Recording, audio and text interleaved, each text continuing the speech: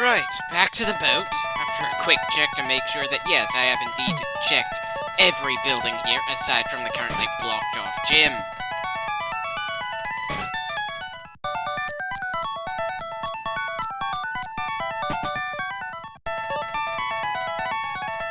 The problem of playing a game with so little story, it gets easy to forget what you have and haven't done already. It doesn't help that we're going to keep getting our ticket check every time we go back and forth from this ship.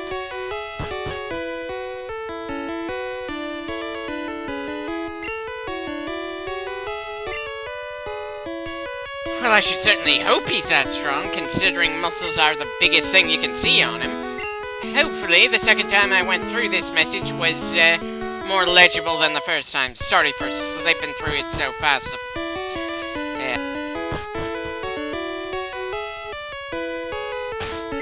Yeah.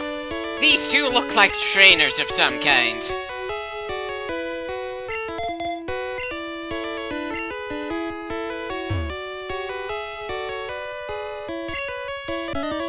Depends on who you're asking about sailors and fighting. Some people consider sailors to be rough fighters, some consider them pansies, and some just plain don't give a damn.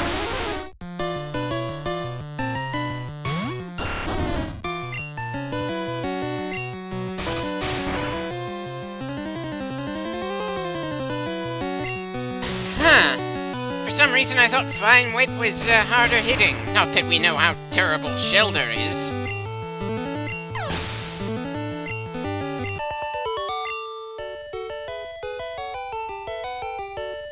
A rather one-sided fight, but at least both Pokemon were the same level here.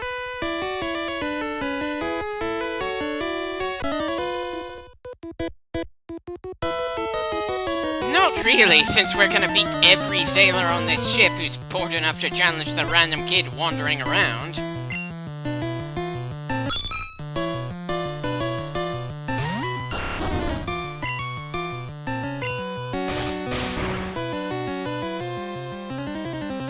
Already wishing we had Razor Leaf at this point. I might be misremembering, but I'm pretty sure it hits harder than Vine Whip.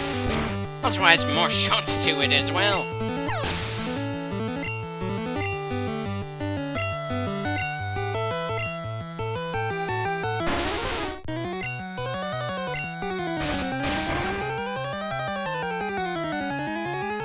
Well, at least this was a one-shot win. According to the board right now, Phyllis has 27.5 as his score. Just 1 point under Nim's top score.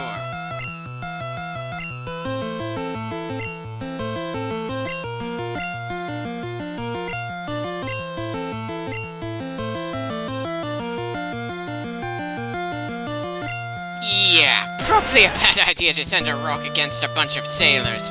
Even if Tentacool is likely to just use Rap to stall things out for a bit, it's still not exactly a pleasant idea. Well, that was certainly predictable.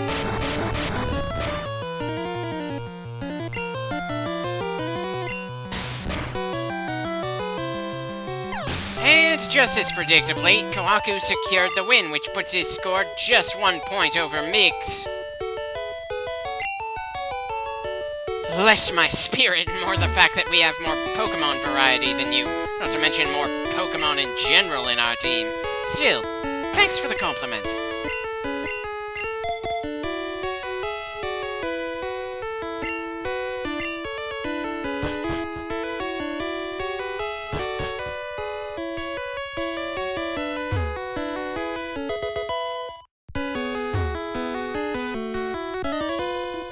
Well, I'm sure there are plenty of feisty kids in this world, considering how most, if not all, conflicts involve sending animals with superpowers to do the fighting for you.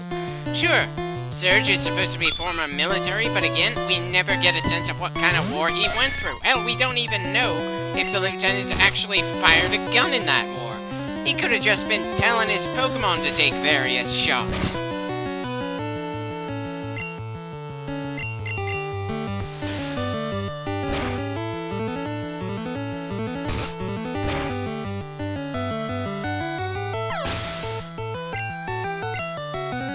Well, Welcome to level 22, Kohaku.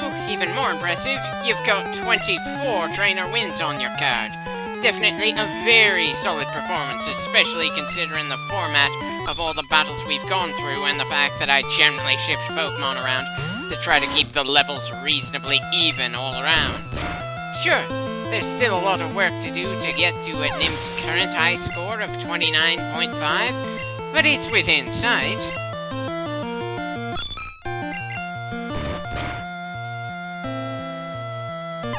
Right, make that 30.5.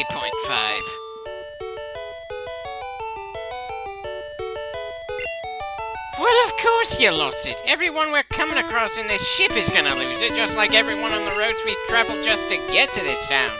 Jack is here to kick plenty of ass, all while talking to as many people as possible in the region.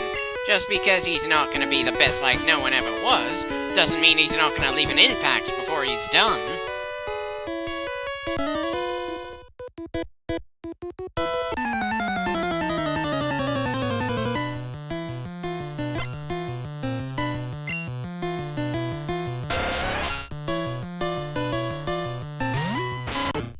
Please tell me we're gonna be done dealing with the sailors before I have to put Marble back into the starting position. Granted, I don't know just how many of these water Pokemon actually have water moves, but generally speaking, it's usually a safe bet to assume that if a Pokemon is a given type, it has that type as an offensive trick. Not that Nim let anyone get a shot at him to even try. Holy shit, this chubby guy just has no mercy.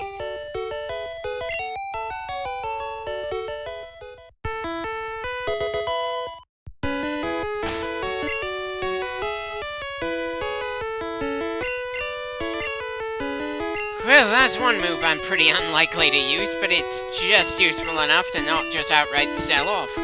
Then I suppose that's the same with a lot of the TM moves we've seen so far, and since those are one-use devices, you kinda have to be pretty sure of what you're doing with them, since some of those moves only appear once in the entire game, with no way to get them from a store.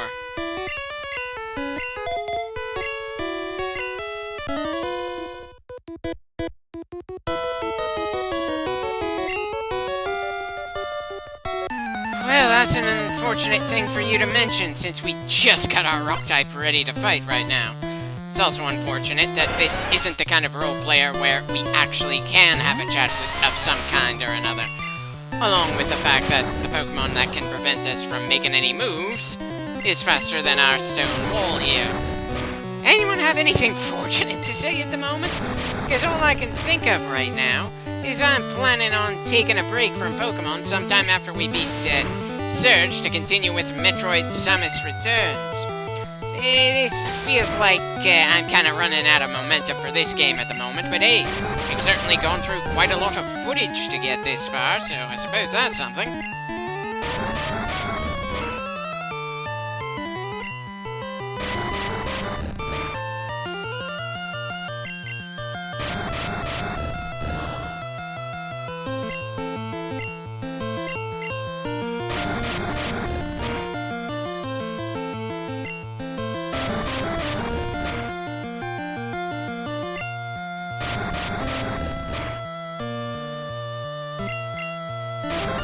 Yeah, our only option with Marbleback is to just get lucky. Not a very interesting way to add to your scorecard, but hey, the guy is tanky enough to pull it off, and I've got a kind of a soft spot for tanks.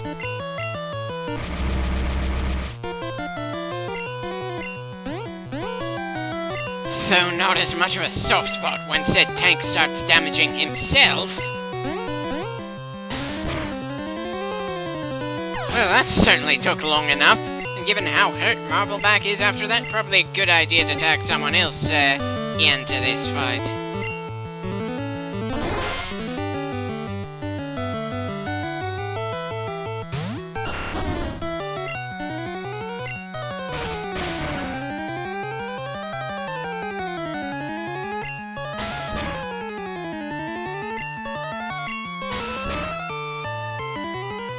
Again, kind of wish that Vine Whip felt as awesome to use as Hyper Fang, considering they're learned at approximately the same level. But hey, Nobody ever claimed that all Pokemon and all Pokemon moves were created equal. We just have to use what we have as best as we can to get the job done. Now, if only if said job felt like it gave you more personal motivation than just completing the game for the sake of completing it.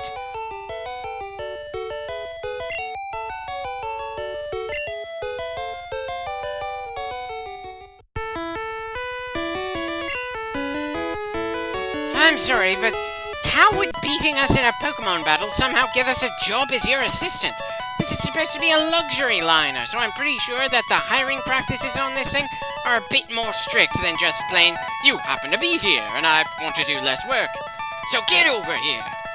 Not that the game can actually do anything to make the luxury liner seem especially fancy, given the limits of the graphics, that's for sure.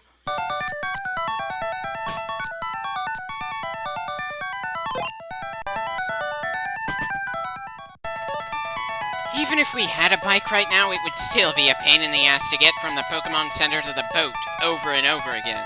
Of course, I'd probably be less annoyed by it if we didn't have to keep going through the same ticket-checking dialogue every time we get to the entrance of the boat. I'd probably also feel a lot more interested in us in exploring the boat if there was more to it than just we need the cut HM that the captain has in order to make progress elsewhere. As a side note, threatening to make a kid walk the plank when you're still docked at harbor isn't all that threatening. At most, I'd be worried about any electronics we might have on us, like the frickin' Pokedex. Sure, I'm not inclined to fill out the Pokedex, and it does very little that would actually help us make any actual progress, but I'd still feel like a bit of an ass if we let it break.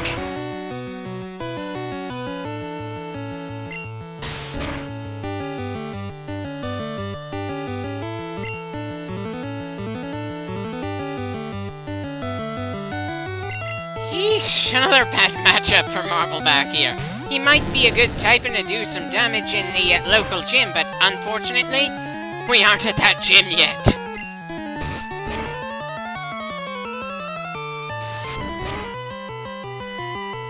Okay, that Machop is definitely proving he's a damn solid anti-tankmon.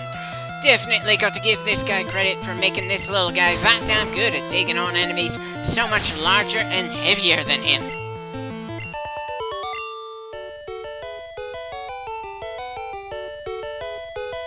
A kid who threw a sea serpent at you and you nearly knocked out the sea serpent despite a 2-level disadvantage. Don't sell yourself or your Pokemon lightly here, though I don't see how that had anything to do with jellyfish. If anything, talking to someone who sent a tentacle at us would have made more sense for the jellyfish line. But again, most, if not all, of the dialogue we get from various trainers is throwaway crap.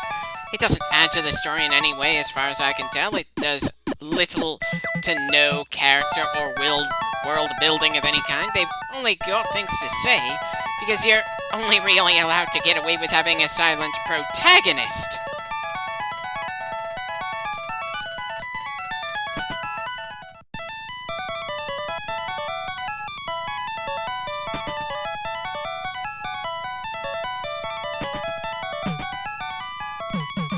Right, seems we're done with that, all right?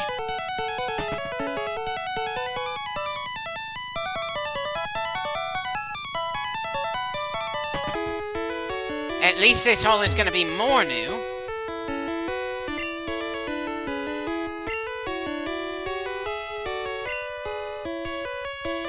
Again, is there any port you actually go to other than Vermilion City? Seriously, the series has events happen in numerous different regions. The only region I think we've ever seen SSN is in Kanto. Again, it's not a major issue by any means, it's just one of those things that kinda itches at me for some reason. Oh, we'll have our shot at Snorlax eventually, but I do appreciate the early warning, so when we find it knocking our way, it doesn't feel like total bullshit.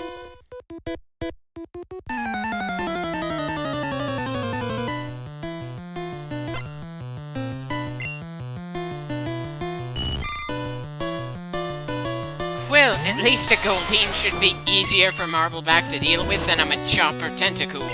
That's gotta be worth something.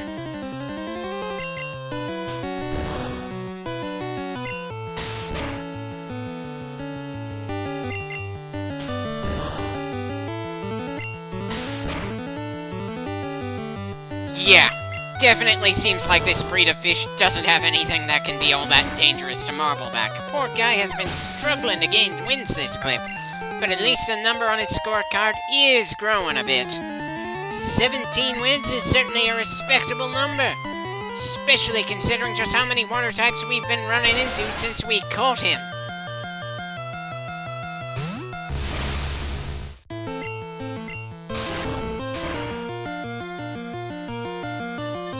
Thank you, Neo. I was in no mood for another grinding attempt to bring down a single tentacled bastard.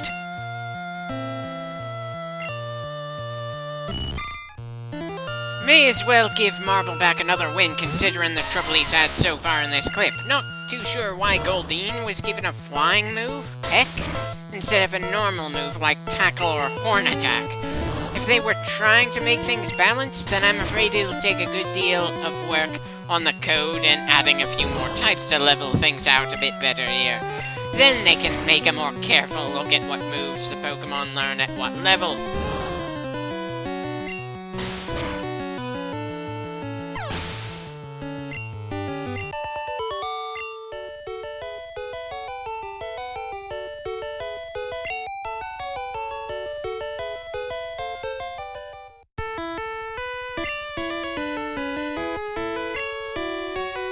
Well, of course it's not over. It's not like we can enter any kind of room that seems built for a party of some kind.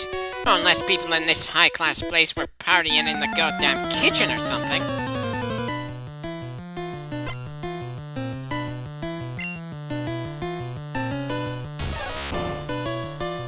Ah, sending a lone Pikachu at us? Marbleback appreciates that, even if for some reason Pikachu is a level above us.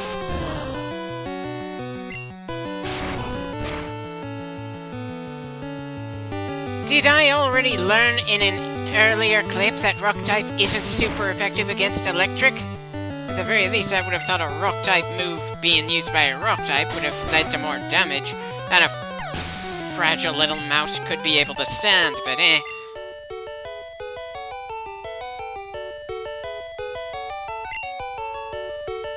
May I suggest you send out more than just one Pokemon in a battle, sir?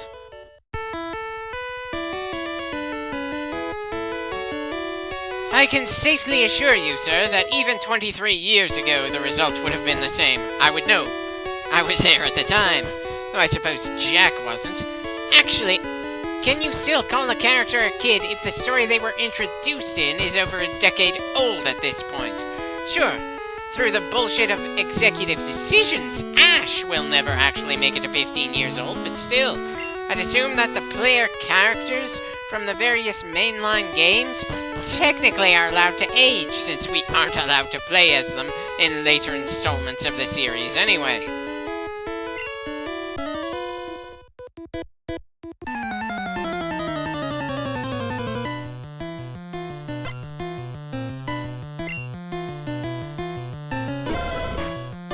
And another bit of mercy for Marbleback to gain experience from. I'm pretty sure Roar only works against wild Pokemon.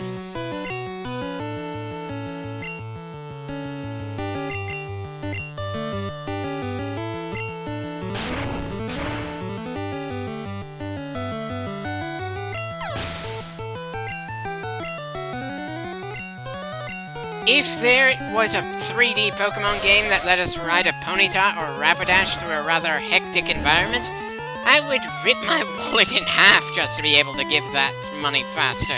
Seriously, name me one game where you get to ride a burning horse or unicorn into battle, because I'm damn well sure that Pokemon has never pulled that off. Again, the writers of the Pokemon franchise seem to like writing safely. Use what's worked and don't experiment all that much. Again, feels a bit weird to be bitching about that since we're still on the first generation of the series in this LP. But that's kind of where my mind wandered here.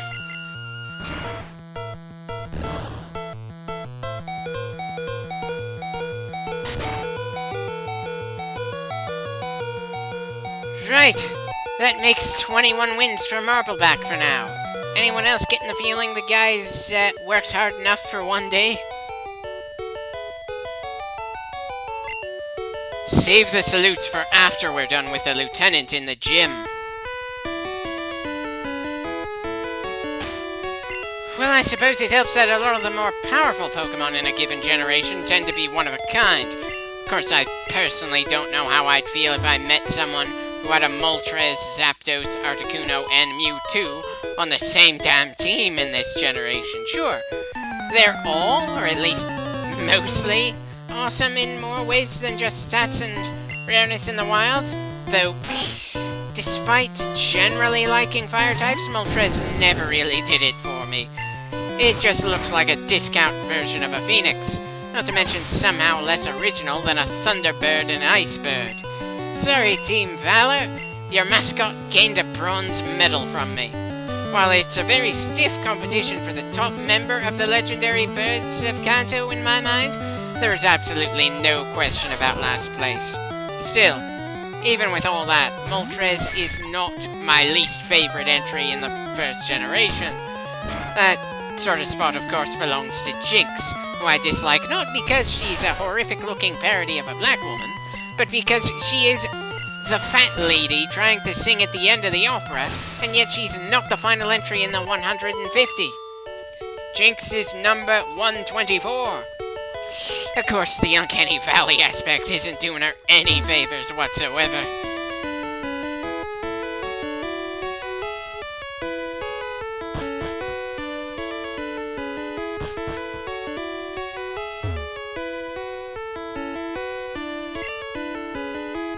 Oh, I like that concept as well, and with any luck, the Pokemon game Legends Arceus will take that concept and really make it shine.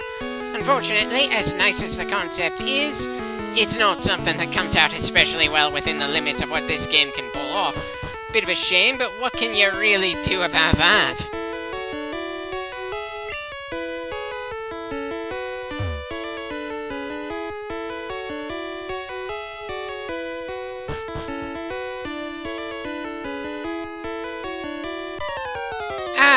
Hello there, Gary. Good to see I'm not the only one who has to go through this fetch quest in order to pad things out some more.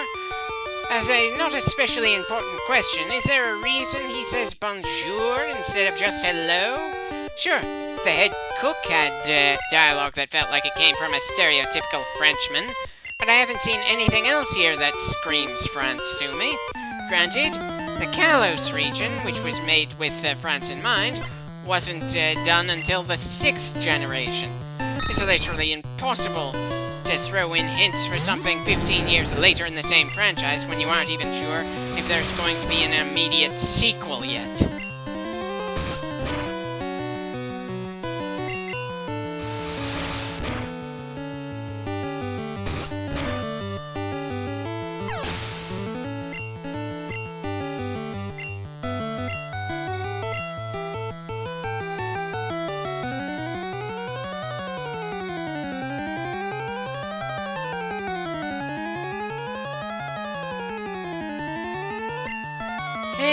May as well have Neo go up against Gary's Raticate. I'd certainly feel guilty for sending him to deal with a fellow Raticate like this in a battle that's supposed to be pretty important but doesn't feel that way.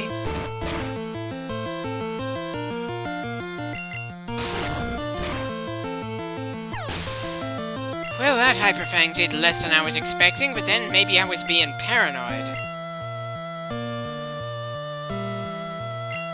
Right, conversely, let's see how Nim's Hyperfang works against Gary's Kadabra.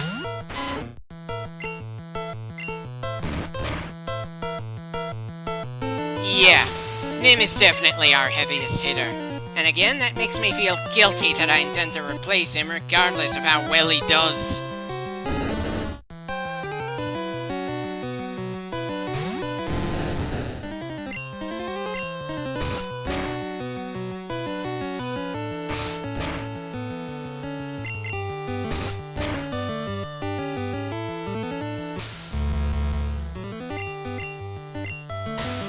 And that does it. Gary has once again been defeated.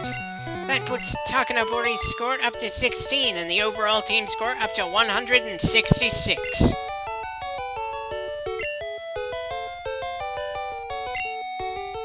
Indeed, so run along and keep capturing as many for the Pokédex as possible. Your grandfather is depending on you.